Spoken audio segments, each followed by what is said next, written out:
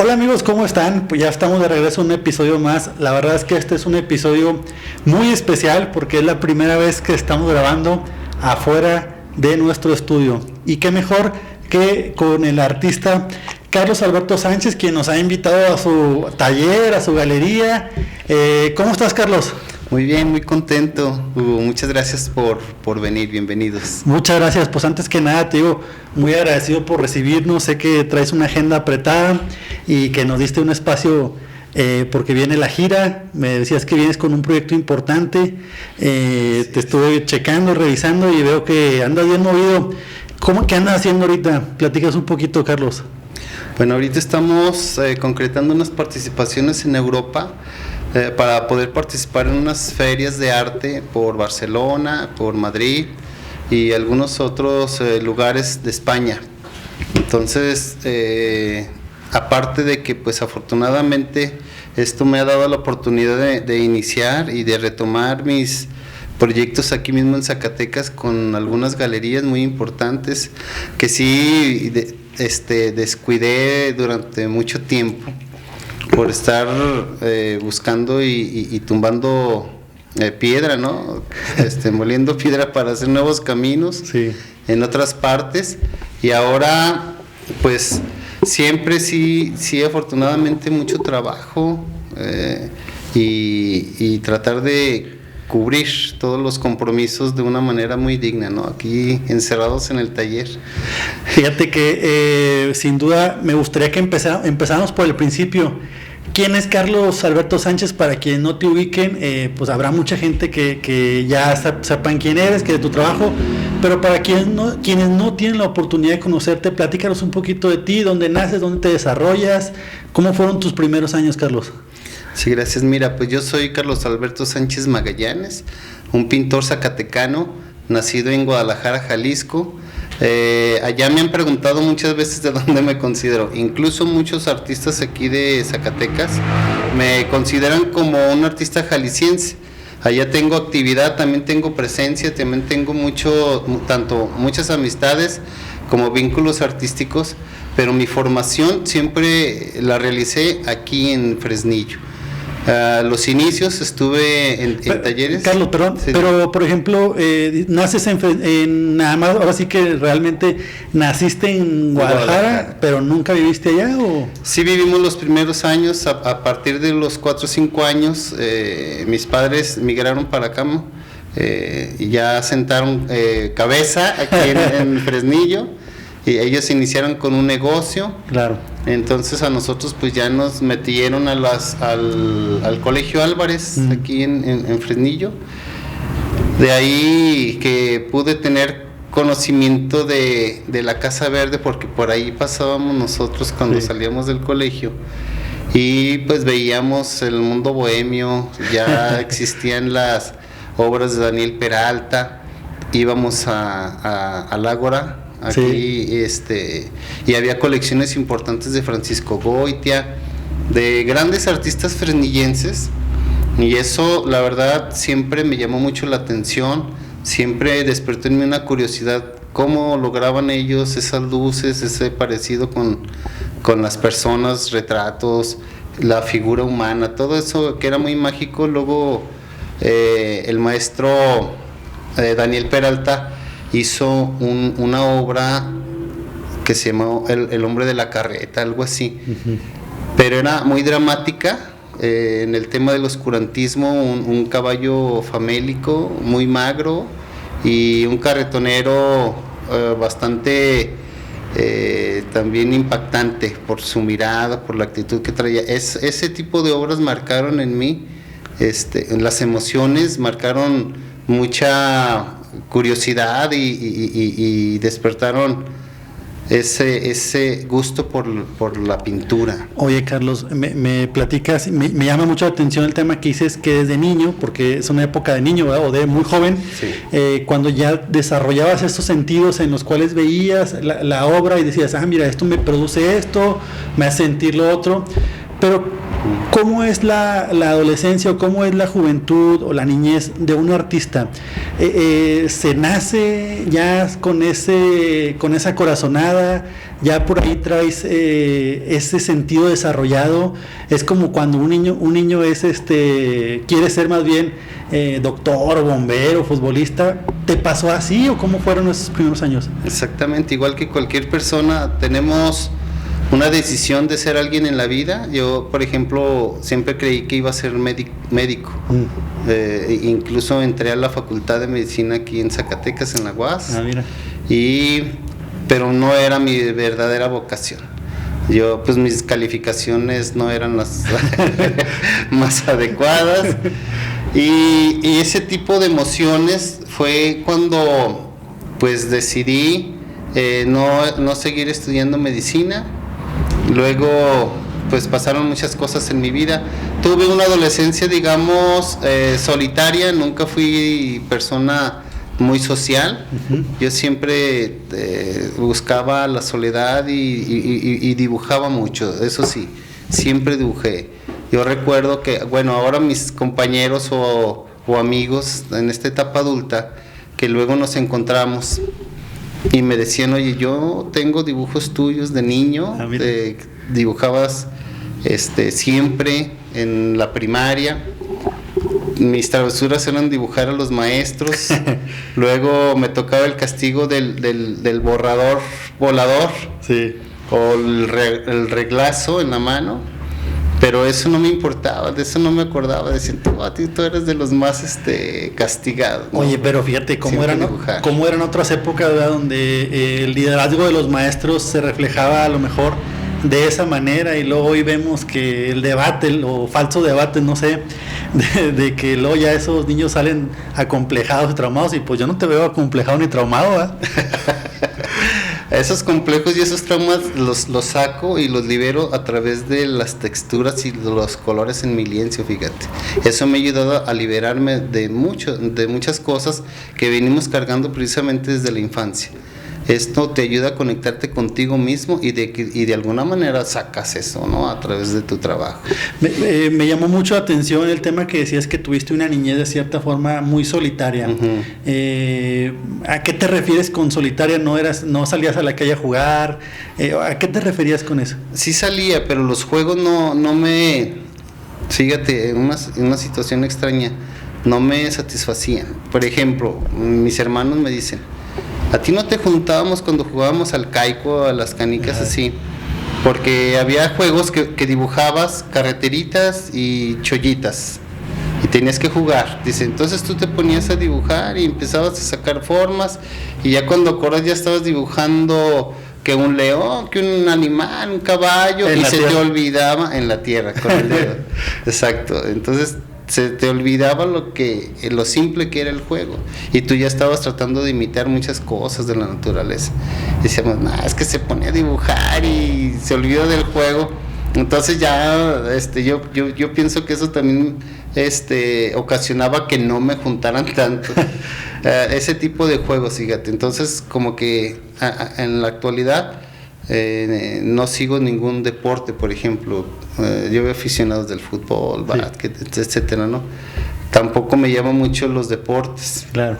Entonces, yo siento que ese tipo a ese tipo de soledad me refiero. Yo soy muy feliz y me siento muy cómodo conmigo mismo, pues, ¿no? O sea, con tu lienzo en blanco y tú solo son el binomio perfecto. Así es, sí, una buena relación. Eso, chico.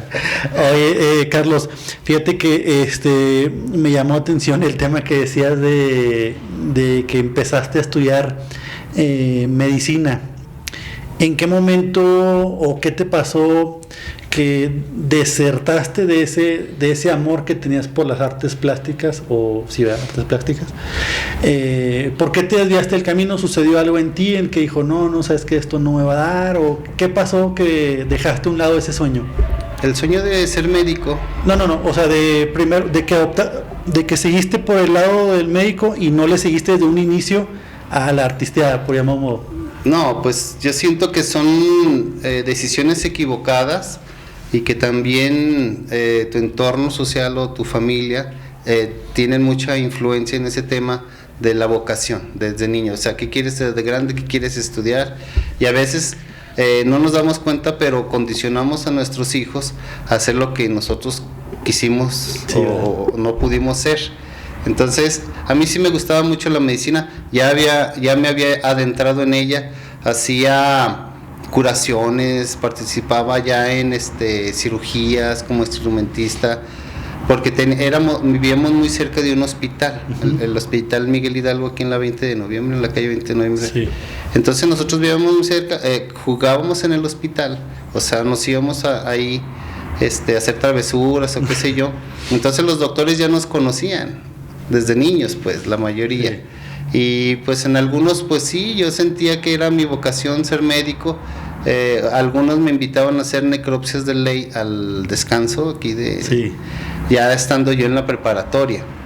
Entonces sí me gustaba mucho ese tema de la medicina, pero no era mi vocación, o sea, no sentía esa libertad, esa alegría, esa pasión que se debe sentir. Ya después que ya no estudiaba, que ya me tenía que dedicar a trabajar, lo hacía siempre como un hobby. Yo inicié pintando murales en los kinder, en los preescolares aquí en Fresnillo. Ya. Así fue como fueron mis primeros acercamientos. Tus pininos Mis pininos, exacto. Pero en paralelo con la medicina. No, ya no estudiaba medicina. Sí. Pero antes de pasar al otro tema, ¿en qué punto dijiste? O sea, ya nos comentabas que pues, las calificaciones no te favorecían, pero ¿qué pasó en ti que dijiste, a ver, me estoy engañando, me estoy haciendo un castillo en el aire, esto no es lo mío y es momento de echar a la borda, entre comillas, el tiempo que invertí en la medicina? ¿Qué pasó en ese momento?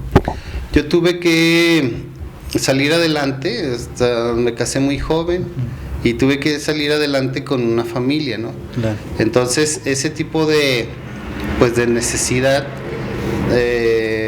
me obligó a trabajar en lo que sea. O sea, tuve muchos trabajos, en todos prácticamente me corrían por mi distracción. Dibujaba a mis jefes, los hacía en caricatura. No. Y luego mis compañeros de trabajo pues se morían de la risa y no faltaba quien sí lo agarraba y se lo llevaban. ¿Hacías tu meme desde entonces? Y hacía mis memes. Sí, ¿verdad? Sí. Por la neta, ¿no? Sí, yo lo veía con una facilidad, o sea, siempre se me facilitó. Ya después por ahí una persona muy cercana a nosotros me decía, oye, pero es que tú deberías dedicarte a la pintura porque lo haces muy bien, dibujas muy padre y búscale por ahí. Entonces dije, bueno, pues sí me gusta y sí se me facilita. Yo tenía una ligera influencia de Walt Disney, claro, porque dibujaba mucho a todos los personajes de películas de él entonces en los kinder. Sí. Entonces, bueno, pues sí, para decorar, ¿verdad? Sí, los maestros me decían, oye maestro, y que pues yo era como dice, mi pata de palo, y dice, no, sí te lo dibujo, pues prácticamente gratis. Sí, dame chance, ¿no? Dame chance y hacer esos personajes. Luego, por ahí en esas travesías de la vida, en esas correrías, alguien me dice, conozco un artista y da clases en el Ágora, el maestro Barrientos, que en paz descanse, ya falleció él, y con él tuve mis primeros acercamientos en el tema de los materiales, de las herramientas, conocer los pinceles, conocer los óleos, conocer cómo era un bastidor, y eso a mí me fascinó. Entonces eso me atrapó poderosamente. Estuve con él un tiempo, luego pues yo siempre fui figurativo, paisajista, hacía bodegones y también trabajos por encargo, ¿no? Entonces sí, todo ese tipo de cosas. Sí, fíjate que dentro de el estudio que hice previo a la entrevista me llamó la atención poderosamente algo que iniciaste bien grande, ¿verdad? O sea, grande entre comillas, porque a los 28 años... 28 fue mi primer individual. Sí, entonces... Pero para ya ese momento, pues ya tenía necesidades de familia, pues acá tenemos que botanear, ¿verdad? Sí, claro. Tenemos que vestir y eso. Pero, o sea, tan grande? Por lo regular, un artista, ¿a qué edad empieza, Carlos? Yo siento que es en una formación académica o formal, es igual que en la universidad. Después de la preparatoria puedes entrar a una academia como San Carlos o la Esmeralda. Actualmente ya hay muchas universidades que tienen la carrera de artes plásticas, como la Lobos, bueno, hay varias universidades en el país. Entonces, yo siento que los jóvenes, ¿qué te gusta que entren a la universidad? A los 18. Sí, 18 en promedio. Más o menos, 18. Ponen unos 4 años o 5 de la carrera. Entonces salen jóvenes a los 20 y tantos, ¿no? Pero en tu caso, pues sí, ya traías el don, sentiste que ya traías el don, fuiste empírico, fue de una manera natural. De una manera natural o tallerística, porque al principio me hacías la pregunta que cómo se iniciaba, si el artista nace o se hace. Sí. Y yo siento y estoy convencido que es las dos cosas. Si naces con la vocación, con la habilidad y con la facilidad del dibujo, del trazo, pero también te tienes que formar. Sí. Sí, definitivamente tienes que formar y te tienes que acercar con las personas que saben y que conocen y que ya tienen la experiencia, porque sí son muchos elementos que conforman una obra de arte, una pintura, un dibujo, un grabado, una escultura, qué sé yo, y eso yéndote de una manera autodidacta o muy empírica, sí puedes llegar, pero te tardas mucho más tiempo en conocer realmente los secretos del arte. Eso te facilita mucho conocer las técnicas adecuadas, las reglas que se ocupan, todo ese tipo de situaciones son muy buenas para acelerar tu proceso de formación. Carlos, ahorita retomando la charla, hubo una frasita que me gustó que dijiste, los secretos del arte, que lo descubriste. ¿Cuáles son los secretos del arte? Mira, los secretos del arte es bien interesante, porque mucha gente, he tenido la oportunidad de que llegan con nosotros, digamos a mi taller o en aquel entonces llegaban al taller de formación donde trabajábamos juntos varios pintores. Teníamos el liderazgo del maestro Luis Rolando Ortiz de aquí de Fresnillo, que él ha sido un generador y semillero de muchos artistas fresnillenses que ahorita ya están colocando y poniendo su nombre en muchas exposiciones en el país, ¿verdad? Uh-huh. Entonces llegaba gente y decía, maestro, yo quiero exponer mi trabajo. Te voy a decir por qué esos secretos del arte. A ver. Cuando somos autodidactas o empíricos, sí, no tomamos en cuenta muchos factores como es la composición. O sea, todo elemento estético de las bellas artes son los mismos, que es la composición, el ritmo, la integración de la obra, el equilibrio, la armonía de los colores, la luz y la sombra, los volúmenes, los planos, cómo diferencias el primer, segundo, tercer plano, las perspectivas. Esos son los secretos del arte, esos son los elementos estéticos que muchas veces no tomamos en cuenta en nuestra propia obra, que son los que le dan realmente la estética. Por ejemplo, una obra abstracta que dices tú, pues yo no la entiendo, no sé qué está diciendo el autor, la verdad no me gusta, pero la veo que está bien hecha, veo que están bien acomodadas las cosas, no entiendo qué está diciendo, pero veo que los elementos que la conforman se ven bien, y no me gusta porque no la entiendo, pero la obra está bonita o no me gusta, ¿verdad? Esos elementos esas cosas por las cuales nos gusta una pieza son los elementos estéticos.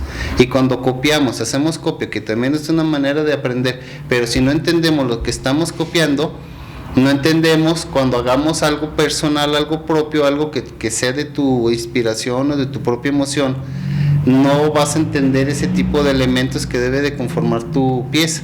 Entonces por eso igual la fotografía, uh-huh. Entonces por eso llegaban las personas que ya queriendo exponer, pues en los lugares que tenemos aquí en Fresnillo, ¿no? Que es el Teatro Echeverría, que es el Ágora, algunos restaurantes o bares, aquí bares o cantinas muy conocidos, pero como careces de esa formación, es muy difícil que te acepten en lugares profesionales, lugares exprofesos para exhibir la obra plástica, porque te vas a topar con esos artistas que están bien formados y que ya son maduros en su obra. Sí, fíjate que antes de entrar al tema de cómo llegaste hasta donde estás ahorita, te quiero platicar algo.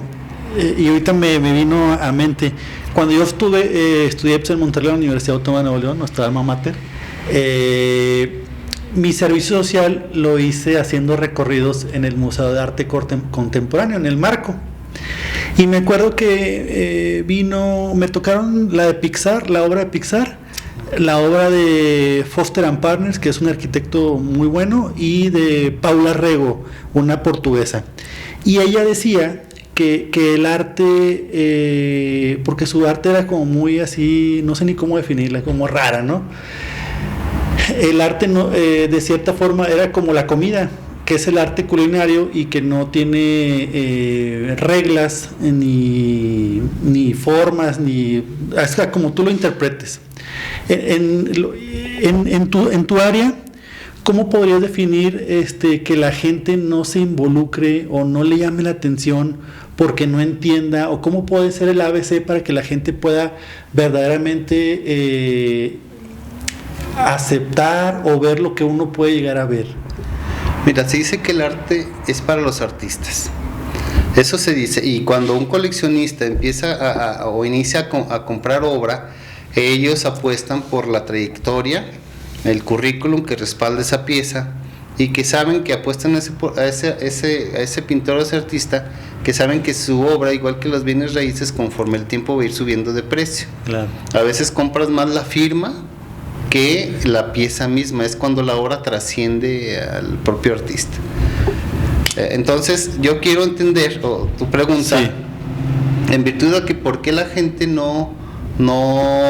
la gente común, el público que no está involucrado en las bellas artes, no puede interpretar una pieza artística, ¿no? Llámese figurativo o llámese abstracto, esos dos grandes lenguajes que se manejan en este tipo de disciplina artística. Y es porque no estamos involucrados. Una vez que nos involucramos y que vamos educando nuestra visión estética, vamos a poder diferenciar el por qué las corrientes que han existido a través del tiempo, de la historia de la humanidad. Una de las características es que el arte debe de ser diacrónico. Esto significa que cada obra es hija de su propio tiempo. Nosotros no podemos pintar como pintaban los egipcios o como pintaban los babilónicos, etcétera, ¿no? Luego, pues la pintura ha evolucionado, así mismo el ser humano. Y otra de las características es que es dialéctico. Tú narras lo que ves, lo que estás viviendo.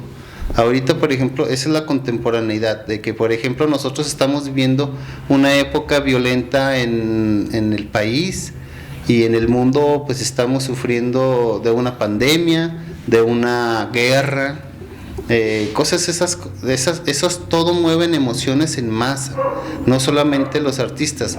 Los artistas sí somos un poco más sensibles que el común denominador de las personas, y eso es lo que plasmamos en nuestra obra, porque eso es lo que estamos narrando y diciendo.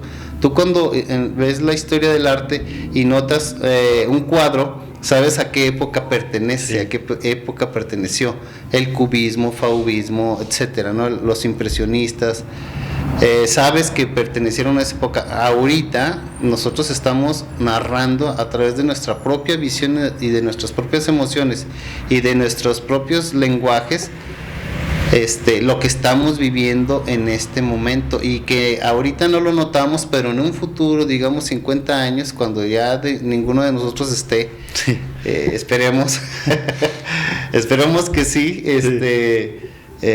vamos a estar marcando esta época, fíjate, esta época. Por eso la importancia del lenguaje.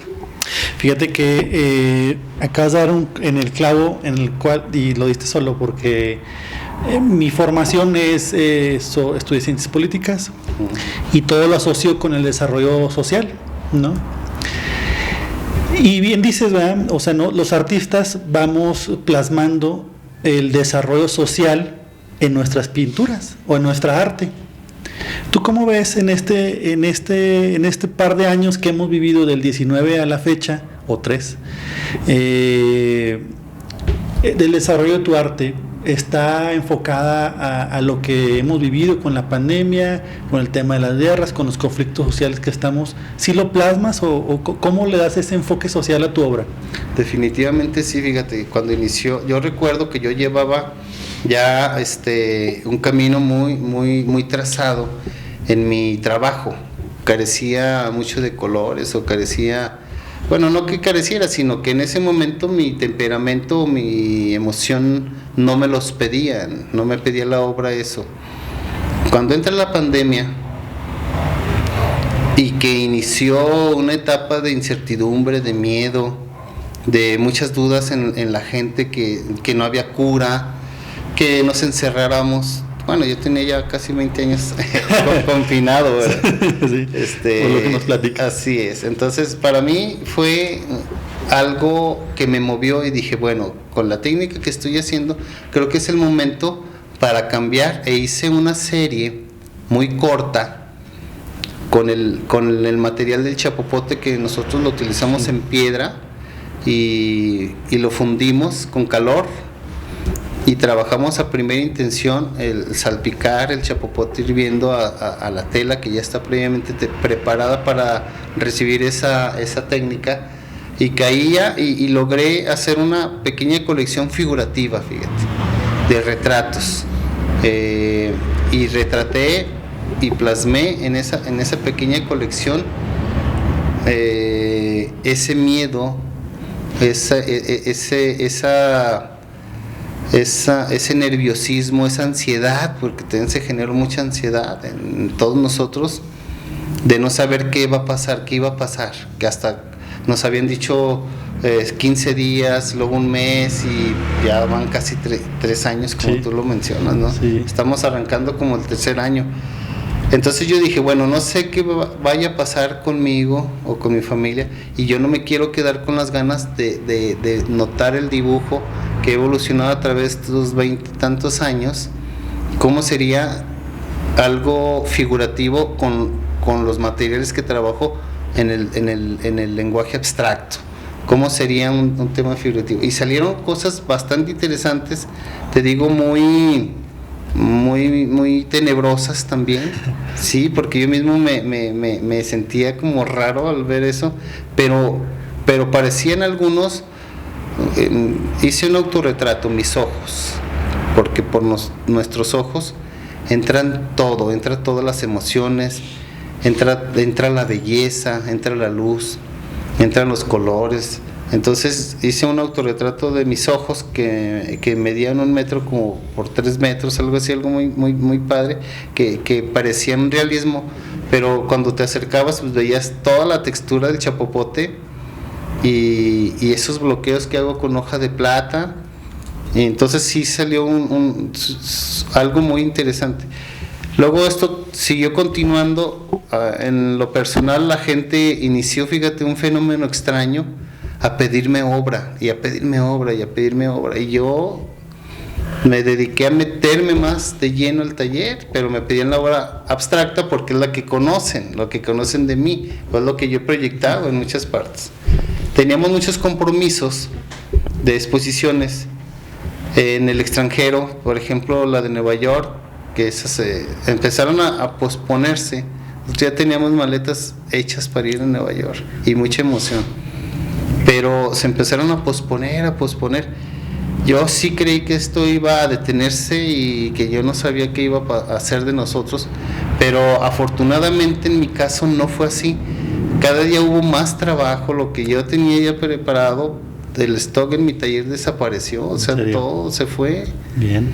Y me dediqué a meterme otra vez al taller y estar pintando como loco y estar cubriendo cosas. Y eso para mí pues ya fue recreativo. Dije, no, de aquí soy, ¿no? De aquí soy. Un chorro de trabajo. Sí, oye Carlos, definitivamente tú como artista ves y sientes cosas que por lo regular quienes no nos dedicamos a esto no percibimos. En esta época que empezaste a crear arte, obra en la pandemia, ¿cuál fue tu reflexión o cuál es tu reflexión que nos quiso decir el mundo a través de esto que vivimos? Yo siento que fue sentirte vulnerable, sentirte frágil, que a veces el dinero, ni siquiera el dinero, te sirve para protegerte de este tipo de eventos tan fuertes. El amor, el cariño a tus seres queridos, a tus seres más cercanos, de quererlos proteger, de querer que no les pase nada, de acercarte más a ellos, de tener un poquito más de convivencia, de perdonar muchas cosas, de perdonarte muchas cosas, y que se fueron acumulando a través, yo siento que fue una depuración de emociones de la humanidad, ¿verdad? Porque muchos traíamos ya un ritmo muy acelerado y haciendo planes muy a futuro, y este tipo de eventos nos dice deténganse y reflexionen, ¿verdad? A dónde queremos caminar como humanidad. Desafortunadamente, ahora que ya cada día hay más apertura de eventos masivos, eventos públicos, ya empiezan a abrir más las puertas a los museos, a las galerías, a las exposiciones, a las inauguraciones que antes no se hacía, que empezamos a salir más a la calle.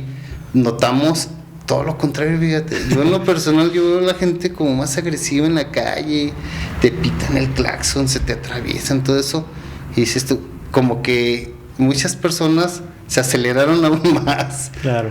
Yo te digo, una reflexión muy personal, y tal vez esté equivocado, pero ha habido acontecimientos que me he podido enterar de eventos en el fútbol, del inicio de una guerra, de muchas situaciones que dijimos, bueno, entonces ni siquiera esto nos sirvió. Fíjate, es más profundo a veces que si lo vemos de una manera muy romántica, muy superficial. Y creo que a veces no estamos tan preparados, fíjate, todavía como para decir, bueno, una me decía, estábamos mejor en el confinamiento y ver todo a través de la televisión o los medios masivos de comunicación, redes sociales, porque ahorita que ya estamos nuevamente interactuando con otros seres humanos, no sé si es producto de la ansiedad, del encierro, del miedo, de la falta de trabajo, pero algo pasó, definitivamente algo pasó, y todavía no entiendo yo si es bueno o si es malo, ¿no? Hablamos de una evolución y también podemos hablar de una involución, y eso ya pues el tiempo nos lo va a decir, el tiempo, la respuesta, ¿no? Oye, Carlos, ¿crees que haya sido un tema, por lo que me queda la reflexión, de selección natural? O sea, así como que, a ver, vamos a hacer una limpia al mundo. Yo creo que cada 100 años existe en la humanidad una depuración natural a través de catástrofes, de pandemias, de guerras o eventos naturales. Siempre es una depuración nacional. El mundo, la verdad, ya vivimos mucha gente en este planeta y no lo estamos tratando de una manera adecuada. Seguimos contaminando, seguimos utilizando muchos plásticos, muchas cosas así. Creo que sí tenemos que hacer una reflexión personal de cada uno de nosotros.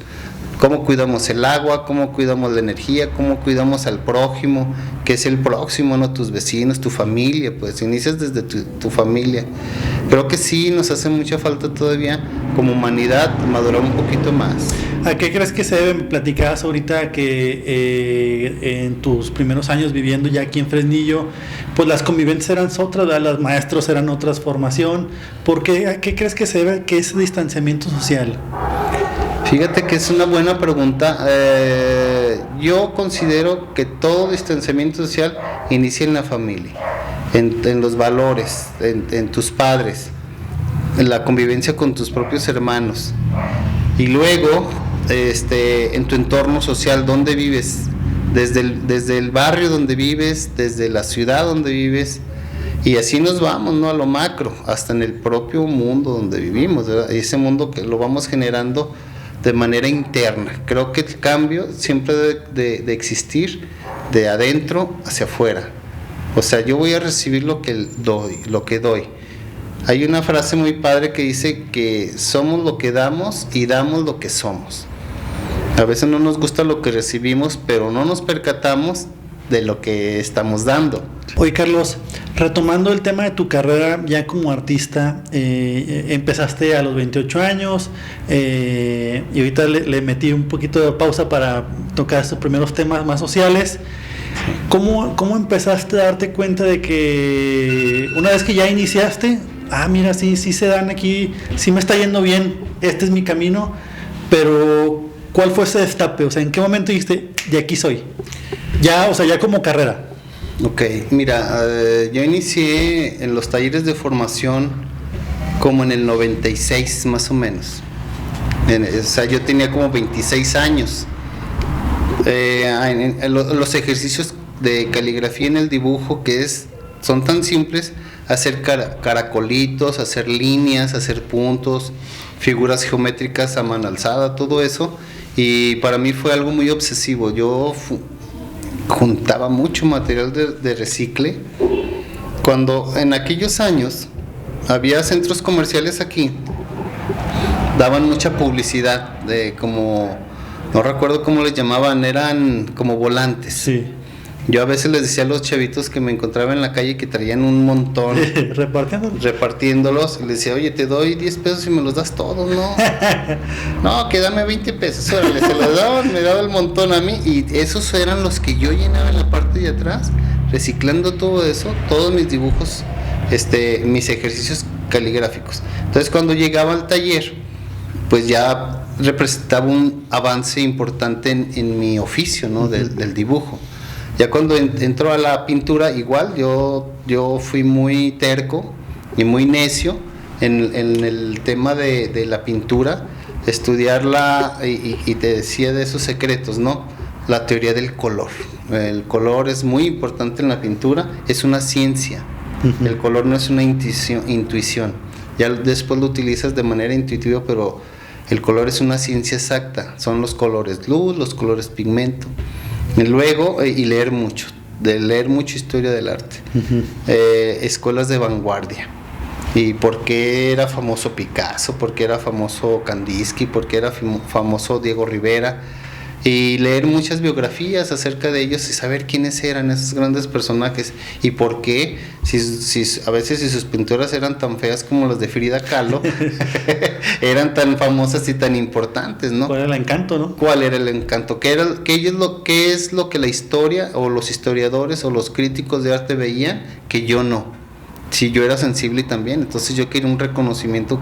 Si yo pintaba, en mi juicio, o sea, mejor que ellos, porque ellos, si hacían esos monos tan feos y tan grotescos, eran más importantes, ¿no?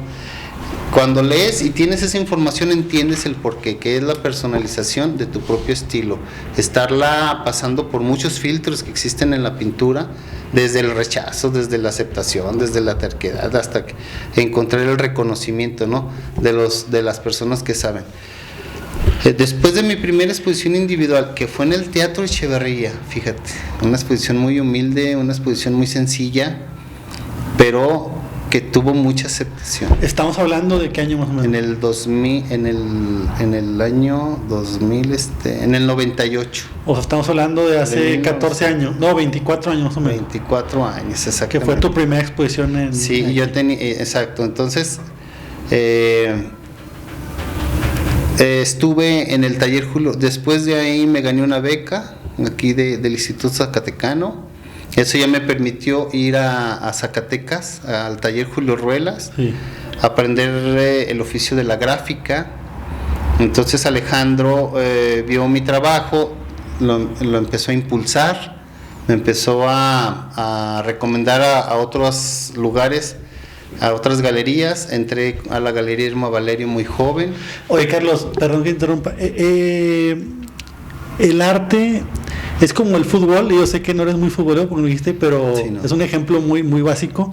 O sea, cuando tú sabes cuando alguien la arma, ¿verdad? Porque le pega muy bien, o la paga chido, sí, o sí. Corre muy bien. ¿En el arte es igual? O sea, también tú te este chavo trae madera. Trae madera, exactamente. Yo ahora en mi etapa adulta que me he topado con jóvenes chavitos. Sí. Desde que llegan conmigo, se acercan conmigo y veo su trabajo, digo, este tiene madera y este chavo no. Sí. Yo viví muchas anécdotas muy, muy bonitas, muy padres, que maestro que me conocía, maestro que me jalaba, ¿sabes qué? Vente a mi taller, te invito. Mira. Y yo siempre fui muy curioso. En la galería igual. Luego, yo tendría, en el 2006, fue mi primer individual en uno de los lugares más importantes de Zacatecas, que fue el Museo Francisco Goitia, individual. Entonces el más contento era mi maestro Alejandro. Era el más orgulloso. Dice, vas, o sea, entre tú y yo te voy a ayudar a depurar la obra, a criticarla, para que hagas una buena presencia en Zacatecas. Esa es como tu ópera prima. Y juntos trabajamos esa exposición y la verdad me fue muy bien. Y ya de ahí empecé a llamar la atención a otras galerías en Estados Unidos y aquí mismo en el país, y empecé a trabajar, y desde entonces ya no paré. Ha sido un espacio, un logro tras otro. Yo la verdad ya desconozco, llevo más de 300, 400 exposiciones colectivas. Siempre anotaba, o sea, llevas tu bitácora. No, ya eran hojas. Dejé de hacerlo hace muchos años, la verdad, sí, porque ya era una situación casi incontable. Y entonces ya empecé a meter mi currículum como nada más de los lugares donde había estado, ¿no? En el país, y luego en el extranjero, pues hasta llegar a Europa. En Europa también me ha ido muy bien, afortunadamente ya hice recorrido por gran parte de ahí, en Melilla, en África también. Y pues esto me fue llevando como una bola de nieve. Afortunadamente siempre me ha ido bien en las críticas, en la aceptación, en las elecciones. Tengo muy pocas individuales porque la verdad no he tenido tiempo, o sea, no he tenido la suficiente producción como para juntar una buena colección y presentarla en un lugar digno. Entonces sí tengo pocas individuales, no creo que no llegan ni a 10. Pero los lugares que me ha tocado estar han sido lugares muy, muy importantes y de muy difícil acceso. Entonces yo siento que tengo que hacer, fíjate, una pausa en mi trabajo, en mi participación, porque ya sí hubo un momento en que ahorita yo siento que ya no es tan importante las colectivas, o sea, me invitan a España y pues ya estuve en Madrid, ya estuve en Barcelona, en Monzón, en París, ya probé todo. Entonces quiero reencontrarme, fíjate, y quiero reencontrarme, hacer una pausa así como la humanidad. Sí. Hacer una pausa, voltear hacia atrás, ver lo que se ha hecho, lo que yo he hecho en estos años, detenerme y ver hacia dónde voy.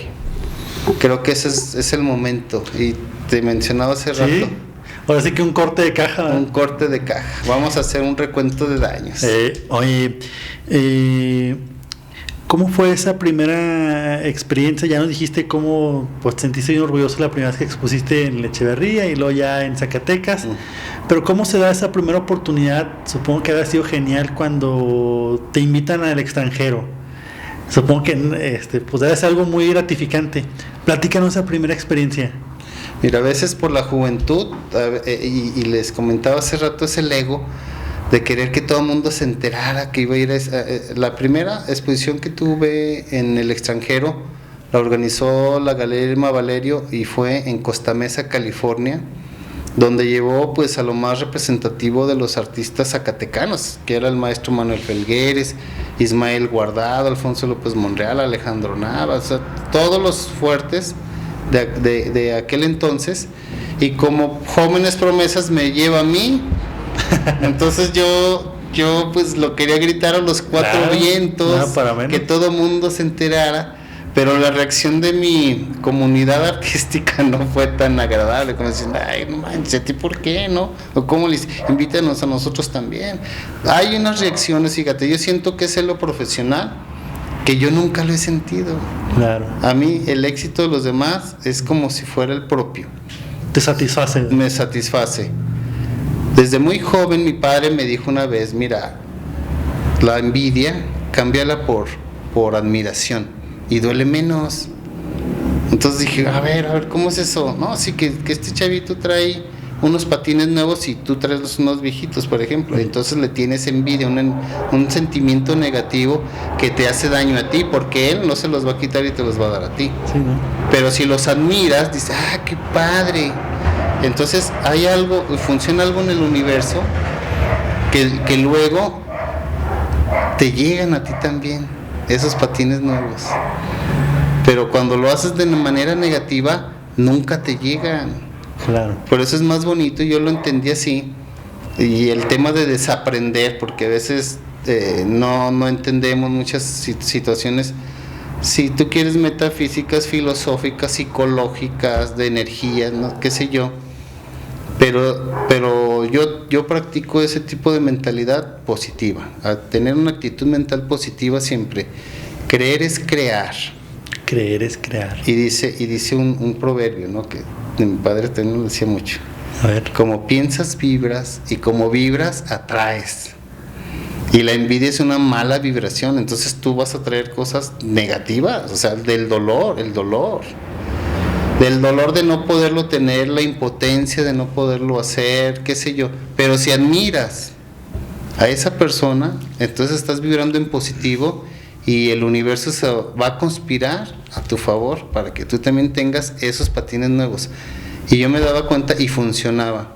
Creo que por eso en mi vida profesional ha sido todo muy acelerado, muy rápido, esa manera de pensar. Te comentaba hace rato también, cuando ustedes llegaron y platicábamos de la comunidad artística en Zacatecas, en el país. A veces no podemos y no sabemos diferenciar o separar al artista de su etapa humana, de su persona, separar al artista de la persona. Juzgamos muchas veces a los artistas por su forma de ser, no por su propio trabajo, y creo que es cuando el arte tiene que trascender al ser humano. Y eso también a mí me ha ayudado mucho para, independiente de su carácter, de sus defectos como persona, de sus vicios, de sus errores, pero a veces ese temperamento, a veces esa personalidad, a veces esa manera de ser genera que en su obra lo manifieste de una manera soberbia, una manera hermosa, una manera muy, muy estética, y creo que eso es lo que debemos de admirar del arte, fíjate, no tanto la persona, sino el producto artístico. Pues sí, supongo que, y lo decías tú, el artista trae consigo muchos estereotipos, ¿no? Por lo que me decías que es difícil, o que muchos compañeros no han sido capaces de diferenciar entre su obra, su trabajo y su personalidad. ¿Crees que esos estereotipos de repente afectan el proceso del autor o el proceso del desarrollo como artista? No, yo siento que afectan en el tema de la colectividad, o sea, de la comunidad. Okay. De apoyarnos entre nosotros mismos o echarnos tierra entre nosotros mismos. Hablamos mal de las personas, pero no somos capaces a veces de reconocer el trabajo artístico, el aporte cultural, el aporte estético de esos artistas, el oficio que han desarrollado a través de muchos años y todo lo que se han esforzado para llegar a donde están, o ser quienes son, o lo que han aportado a su propia comunidad, a su propia sociedad. Porque acuérdate que el arte produce cultura, pero la cultura no produce arte. Son cosas muy diferentes. Sí, sin duda. Entonces, y eso digamos, de descalificar a un artista por su carácter o temperamento, estamos generando una cultura negativa. Sí. Y esa la vamos transmitiendo a nuestros alumnos, a nuestra gente, a la gente. Entonces, si lo cambiamos a esa admiración, ese respeto como seres creadores, creo que tendríamos mejor juicio al trabajo artístico de los propios pintores, ¿no? Y colegas. Sí. Oye, Carlos, de cierta forma, pues es un reflejo de la sociedad en la que vivimos, ¿no? O sea, sin duda, en México como sociedad, pues tenemos muchas cosas muy buenas y también vicios o de malas actitudes que definitivamente hay que trabajar y que nos tienen inmersos en una sociedad a lo mejor de cierta forma que no podemos sacar nuestra potencialidad.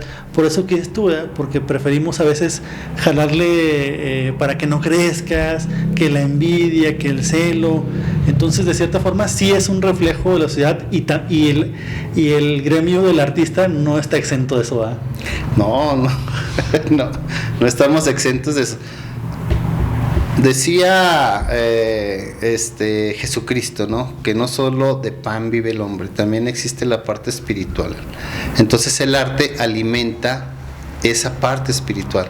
Cuando estás enfrentado a una obra artística, existe un diálogo entre esa obra y tú, porque la obra, una de sus características también es que comunica, te debe de decir algo y te debe de transmitir algo y te debe de provocar algo. La obra artística también debe de ser provocadora y te provoca miedo, te provoca dudas, te provoca un conflicto emocional.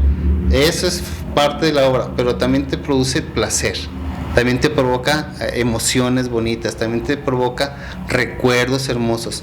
Entonces, según tu estado de ánimo, cuando ves una obra de arte, esas cosas existen en ti, no tanto en la obra y mucho menos en el artista. Carlos, platicaba ahorita, te comentaba del tema de los estereotipos y yo creo que mucha la gente que nos está viendo pues a lo mejor no está familiarizada con algún artista o con algún artista profesional como tú, y uno de los estereotipos que como sociedad podemos llegar a tener es que a lo mejor si a mí mi hijo me dice, oye, yo quiero ser artista de lo que sea, sobre todo de las artes plásticas, le decir, no, mijito, es que pues de ahí no se come, etcétera, ¿no?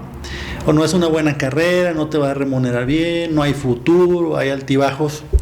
En ese sentido, ¿tuviste algún obstáculo por parte de tu familia en esta decisión que tomaste? Fíjate que dicen que el reconocimiento más difícil es reconocerte a ti mismo. Y eso es complicado. Yo no me reconocía a mí mismo.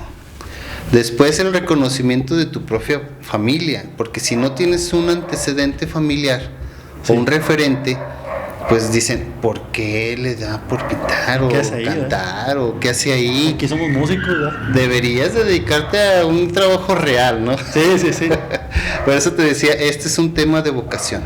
Sí. Yo creo que es bien importante aprender a escuchar a tus hijos, a tu familia y entender sus personalidades desde niño.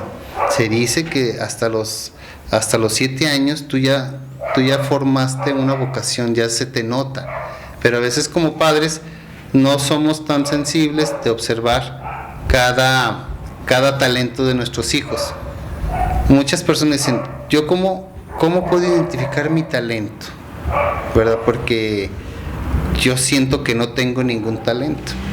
Y una manera es decir, bueno, acuérdate o haz una regresión o trata de recordar a qué jugabas de niño, de los 7 años para atrás, a qué jugabas. Pues a mí dicen algunas personas, pues a la comidita, pues chef, sí. No, que a mí me gustaba peinar a mis monas o hacerles ropita, y eso es lo que realmente disfrutas y eso ya te marca de por vida. Que a los carritos, que a los soldaditos, todo lo que jugabas de niño, eso es lo que te marca. Entonces yo recuerdo que a mí siempre me gustó dibujar, y en la tierra y en cualquier cosa. Mis viajes y mis historietas que hacía, mis pequeños cuentos e historias, yo las hacía con las crayolas, con lo que tuviera, ¿no? Y eso fue lo que entiendes en el tema de vocación. Sí. Oye, pero en ese sentido, nunca tuviste así como que un mal comentario de alguien o de tu familia, así que tu papá, un primo, o inclusive ya cuando tenías pues la familia que decías, oye, pues es que de esto no vamos a comer, no tienes eso. Inclusive, pues ¿cuál sería el consejo que le darías a los chavos estos que luego sí tienen esa voz, ¿verdad? Que le está diciendo, oye, pues que de aquí no, ¿qué les dirías?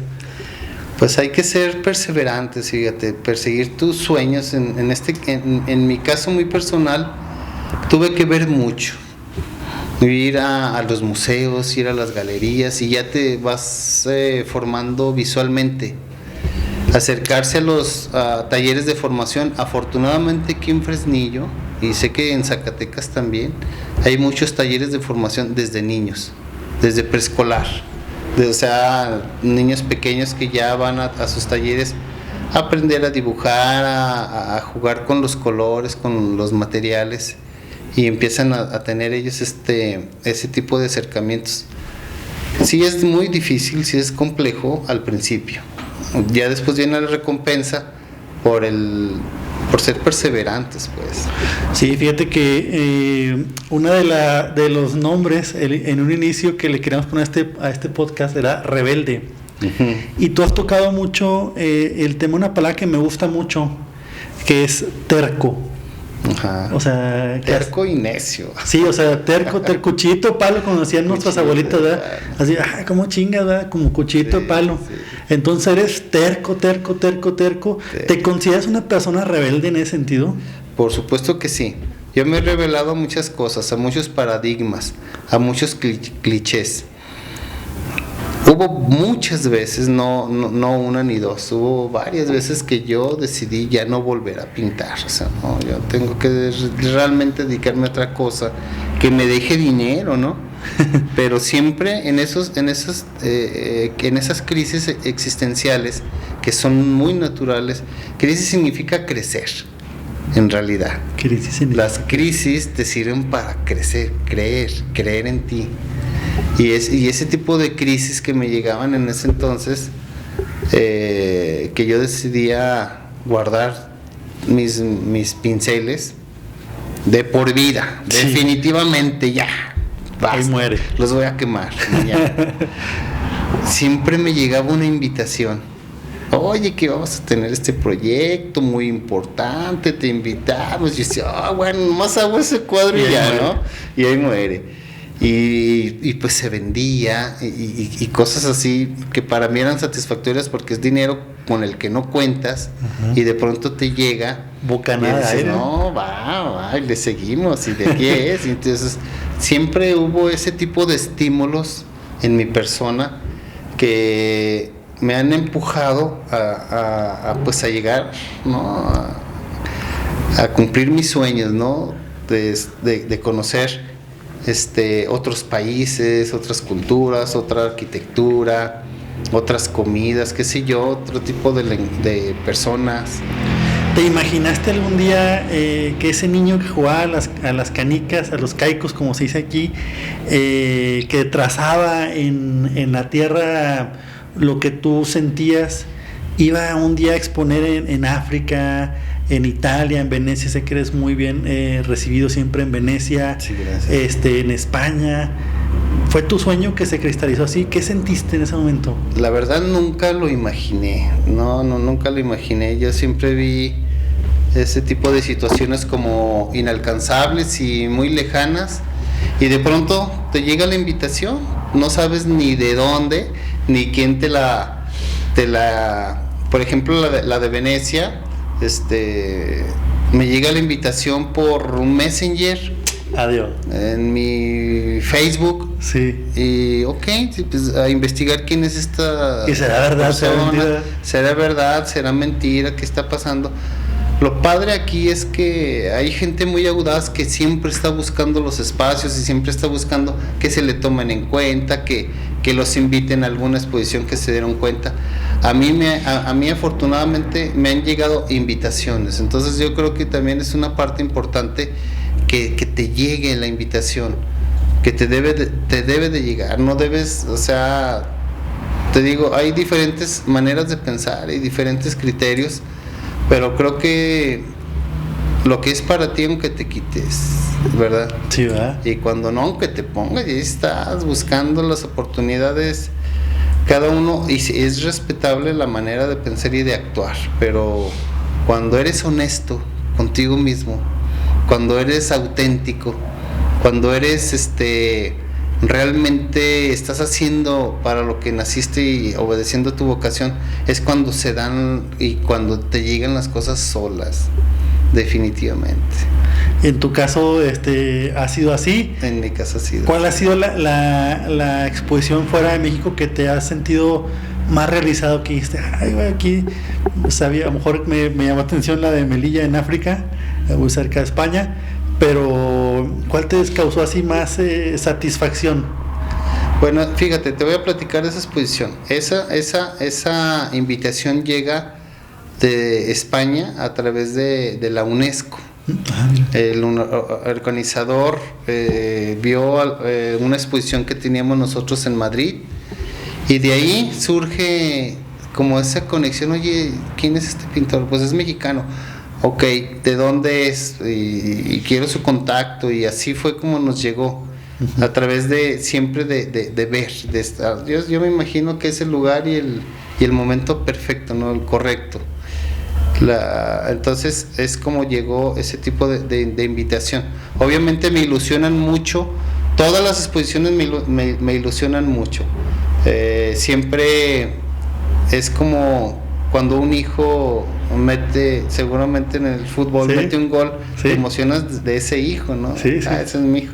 Así es la obra de arte en mi persona, como que cada cuadro, yo soy muy pretencioso, quiero que mi cuadro, el que estoy haciendo, sea el mejor del mundo, o sea, y que esté mejor que el anterior. Claro. Entonces siempre le meto mucha emoción a cada una de mi obra. La verdad nunca me imagino en cuánto la voy a dar, a quién se la voy a vender. Yo pinto como que este cuadro que estoy haciendo sea mejor al anterior, porque nunca te imaginas quién pueda ver ese cuadro, nunca subestimar el lugar. Sí, se me invitan aquí mismo en Fresnillo, se me invitan en Europa, es la misma calidad, tu trabajo te representa a ti mismo. Entonces, que cada obra que tú saques que sea la mejor y que lleve esas características de calidad, no de factura. Sí. Oye, en otro tema, ¿qué tiene Fresnillo? Que es semillero de grandes artistas. O sea, tú sabes que lo primero que si googleas Fresnillo van a salir puras cosas negativas, ¿verdad? Uh-huh. Que el muerto y que la más violenta. Pero ¿qué hay en esta ciudad? ¿Qué lo hace tan rico? ¿Cuál es la magia que tiene que es semillero de grandes artistas? Definitivamente su gente. Te digo, aquí en Fresnillo hay una tradición artística desde Goitia, y luego hay un Letargo grande, y luego Daniel Peralta, que de alguna manera influenció a una generación de jóvenes, que luego esos jóvenes continuaron con esa tradición plástica artística a través de talleres de formación, y eso impactó a otra generación, y así ha sido, fíjate, el transmitir esa sensibilidad, esa emoción. Ahora, por ejemplo, con el Museo de Arte Abstracto Manuel Felgueres, que existe en Zacatecas, y que el maestro tuvo un gran acierto de traerlo a Zacatecas, volvió y activó nuevamente y volvió a generar el tema de la abstracción, porque vas, analizas, ves la obra, la verdad te impacta, esos murales de Osaka, la obra propia del maestro, y luego él invita a sus amigos, a sus conocidos, y eso se fue corriendo de voz en voz hasta que pues todos los pintores abstractos del mundo querían estar en el Museo Felgueres. Nosotros en ese entonces, fíjate, coincidió con mis inicios en la plástica, el nacimiento del museo, que también fue en el 2001, algo así, en el año 2001, no recuerdo exactamente, pero pues en aquel entonces yo estaba muy joven y todavía con muchísimas ganas de aprender y de saber. Eso a mí me impactó en lo personal, hizo que mi lenguaje cambiara de lo figurativo a la abstracción, por la complejidad tanto para analizarla, el arte no se explica, el arte se siente. Yeah. Y entonces ese es otro de los consejos que les doy. El arte se debe de sentir, porque te debe de transmitir. Entonces, eso que yo sentía cuando visitaba el museo, eso también me ayudó a sensibilizar y a conmoverme a tal grado que mi lenguaje cambió. Entonces también el aporte del Museo Felgueres ha sido muy importante en el estado y aquí en Fresnillo, porque aquí hay muchos seguidores y admiradores del maestro Manuel Felgueres. Oye, veo que te expresas muy bien del maestro Manuel Felgueres, que en paz descanse. ¿Fue una de tus principales influencias o quiénes fueron tus influencias o siguen siendo tus influencias? Siguen siendo mis influencias. Mira, a Antoni Tapies, un pintor catalán que conocí, bueno, ya falleció, pero conocí su museo, está en Barcelona, muy cerca de la Casa Batlló de Gaudí. Uh-huh. Entonces, también igual, abstracto, matérico, súper conmovedora su obra porque él participó en la guerra civil.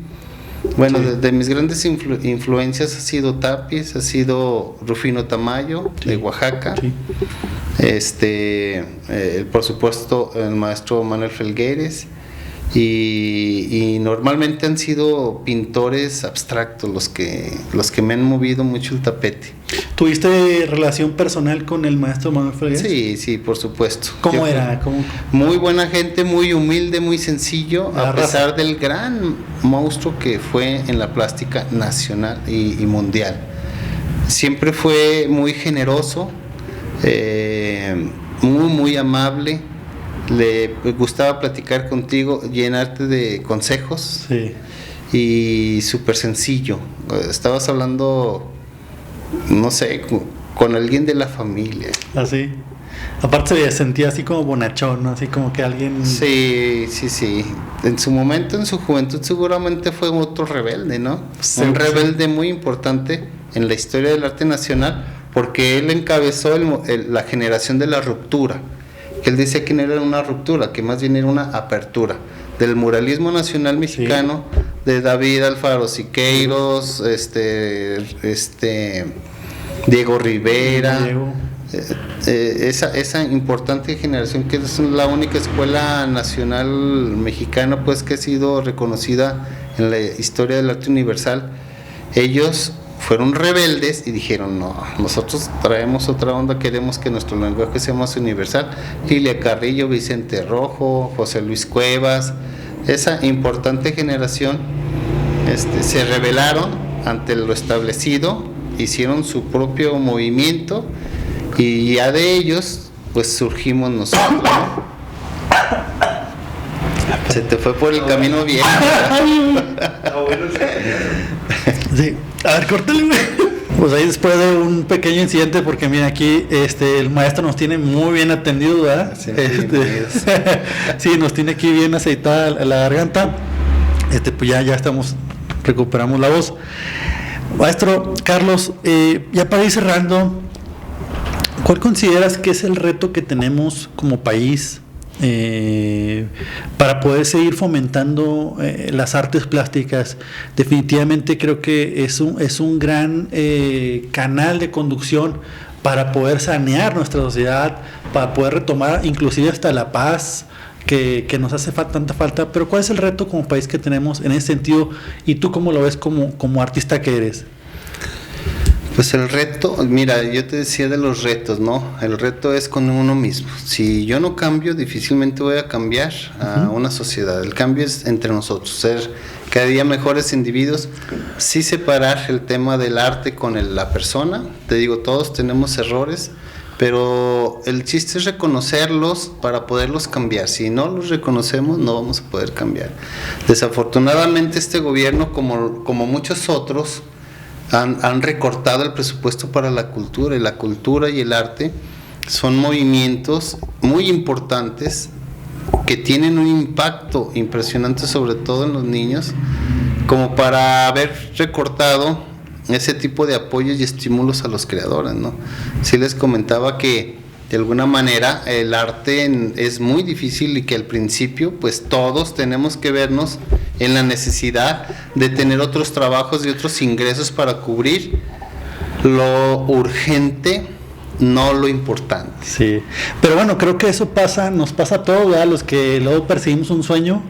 En mi caso, pues hoy que me dedico a esto y que ya vivo de esto, pues no siempre me dediqué a esto, ¿verdad? O sea, pues tuve que andar pintando casas y luego lavando carros, haciendo otro trabajo paralelo, ¿verdad? O un trabajo administrativo que probablemente pues no era el que más te encantaba, ¿verdad? Y yo creo que pues a ustedes, yo creo que a lo mejor puede ser que más, ¿verdad? Les pasa eso. Igual o peor todavía, ¿eh? Mira, mi primer trabajo fue de contador, porque contaba los costales de cemento en un mercado de abastos, cabrón. Y luego fui joyero, ¿verdad? Porque me dedicaba a hacer joyos en el panteón. Tuve que pasar por muchas cosas, procesos de aprendizaje, le digo yo, ¿verdad? Son procesos de aprendizaje. Sí. Tú que has tenido la posibilidad de estar en muchos países, que pues obviamente te has dado cuenta cómo se manejan las cosas a nivel de apoyos. Si tuvieras la posibilidad de implementar algo que viste fuera o en algún otro país, ¿qué es lo que más te ha llamado la atención? ¿Qué harías aquí?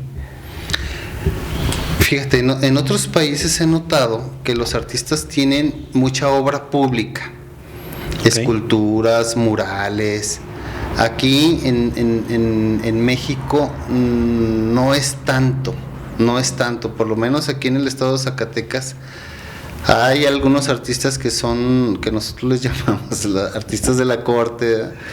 Pero ese tipo de aperturas, y que ellos normalmente son a los que se les dan los proyectos de obra pública. Uh-huh. Creo que aquí en Zacatecas falta mucha obra pública, en los camellones, en más apertura de más museos, apoyo a los museos, porque tanto galerías como museos siempre están careciendo de un buen mantenimiento del personal administrativo, y entonces todos hacemos magia rascándonos el bolsillo, sí. Siempre tratando de hacer magia, que con muy poco recurso tratar de tener el mayor impacto posible a un número de artistas que cada día somos más, ¿verdad? Y los presupuestos nunca alcanzan. Entonces uno se mete con la iniciativa privada, a ser autosustentable, a tratar de buscar patrocinadores, qué sé yo, y ser muy creativos, ¿no? Para solucionar que tu obra se pueda ser vista. Sí. Entonces sí es bien importante ese tema del apoyo que debería de ser más, porque finalmente el arte es el que, o los artistas son los que le dan identidad a los pueblos. Sí, ¿verdad? Aquí en Fresnillo, tú lo mencionaste hace rato, y en todas partes, o sea, Zacatecas es conocido por sus artistas. En Zacatecas están los hermanos Coronel, el propio Felgueres, o sea, es un punto de referencia cultural gracias a los artistas. Sí, sin duda. Pues bueno, ¿qué viene para ti? ¿Qué proyectos traes? Platícanos un poquito. El proyecto es ese, te mencioné hace rato, hacer una pausa que creo que es muy importante para mí, para retomar un encuentro conmigo mismo. Lo quiero provocar. Acuérdate que el universo se conforma del caos y el orden, y ya después de este caos que he tenido en mi vida, quiero poner orden. Dicen que la música se conforma del bien combinar el sonido y el silencio. Entonces creo que para mí, yo sí me voy a tomar un tiempo de silencio, que es muy necesario para mí, porque vienen retos muy importantes. ¿Me va a asustar a la gente? No te lo voy a decir. Se va a poner nervioso. Fíjate que uno de los factores del éxito es el silencio, guardar el secreto. Sí, hay que guardar el secreto, porque si no se te ceba. Sí. Me ha ocurrido que a veces lo vocifero, sí. Lo grito a los cuatro vientos. Me gana la emoción. y por una cosa o por otra se cae el proyecto. Acuérdate que del tema de las envidias, todo eso, es que hay que tomarlo en cuenta, fíjate, hay que tomarlo en cuenta eso. Entonces sí viene un reto muy importante para mí, que tal vez sea el más importante de mi vida artística. Wow. Y lo quiero tomar con esa dignidad, con esa responsabilidad y con ese compromiso. Entonces sí voy a dejar de trabajar un tiempo, agarrar aire, cargar la pila y luego ya venir con todo. Bien. Sí. Pues ya por último, Carlos, ¿algún mensaje que le quiera a la gente que por ahí luego no estamos, se siente muy alejada del arte? ¿Cuál sería el ABC para que te pueda acercar? Que se acerquen a las exposiciones de todos los artistas, que vean arte. Mira, está por llegar nuevamente a Zacatecas el Festival Cultural. Vamos a hacer presencia en muchos lugares, los artistas plásticos, en galerías, en museos, en sus propios talleres. Visiten a los artistas que conozcan, cómprenles obra. Muchas veces es más barato la obra de un artista original, un artista que le va a ayudar a seguir y continuar con un sueño, sí, a comprar sus materiales y continuar con sus procesos creativos, que en una tienda de prestigio, ¿verdad? Ahí porque son meses sin intereses y te dan puntos y bla bla, y la gente se emociona y tal vez estés apoyando a un gran talento, a alguien que está aportando algo muy positivo, por muy humilde que lo veas o incomprensible que veas su trabajo. Apoyemos a los pintores, apoyemos a los artistas, a los cantantes, a los poetas, a los escritores, a toda la gente que conozcamos que se dedica a las bellas artes, que es un trabajo muy noble pero muy difícil. Apoyémoslos, por favor. Cómprales sus dibujos, cómprales sus grabados, cómprales sus pinturas. Eso te va a dar una dignidad y un espacio de contemplación en tu hogar muy importante, sí. Aunque en este momento no lo comprendamos, cómprale, por favor, a todos los artistas. Bien. ¿Dónde pueden seguir tu trabajo? ¿Tienes algunas redes sociales en las cuales te pueda seguir la gente y que te puedan seguir para que vean tu chamba? Sí, muchas gracias. Mira,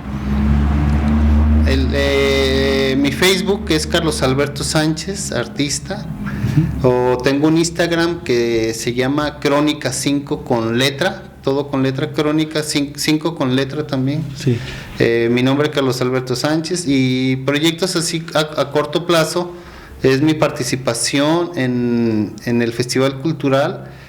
Van a ampliar la sala de los zacatecanos. Estoy muy contento porque es un sueño hecho realidad, tener ya una obra de mi autoría permanentemente en el museo, y ya voy a estar permanentemente con mis grandes maestros ya junto, que muchos de ellos ya trascendieron, pero ya vamos a estar juntos ahí y pueden ir a ver mi trabajo al Museo Felgueres. Voy a participar en la galería de Irma Valerio, una colectiva muy padre, muy interesante, con artistas muy importantes del país. Una subasta en el Hotel Quinta Real, también organizada por la galería, y otras galerías que también tienen a bien tener mi trabajo. Aquí en Fresnillo vamos a hacer una colectiva, una presencia también de municipios en Zacatecas, y en otras partes del país como Puebla, Guadalajara, Ciudad de México, y una en Madrid, pero son colectivas así de nacionales. Sí. Que pues seguimos, o sea, la obra que se va, si no se vende, sigue participando en otros espacios, y siempre seguir vigentes, ¿no? A ver y lo que vaya surgiendo. Esto chingado. Muy bien, pues Carlos, te agradezco mucho el espacio que me has dado, tiempo, muy buen tiempo que me has recibido aquí en tu taller, está muy padre. Te agradezco infinitamente, es la primera vez que salimos fuera aquí en el podcast, y qué mejor que haya sido contigo. Así Oye, que pues un honor recibirlos aquí. También pueden venir a conocer mi obra físicamente en mi taller. Siempre bienvenidos. Se llama Galería Sansi, que está en Fresnillo, Zacatecas, en la calle 2 de Abril, número 114, zona centro. Mira. Entonces aquí también pueden venir y conocer mi trabajo físicamente y pues, incluso hasta invitarles un mezcal. Ándale, sí. Fíjate, yo creo que va a ser de muy buena suerte porque yo nací en la calle 2 de abril. Ah, ¿en serio? Sí, yo nací en la calle 2 de abril. Dicen que nada es casualidad. Nada es casualidad. Ahí en 2 de abril, Querétaro, ¿verdad? Yo nací en Zacatecas. En Zacatecas, sí.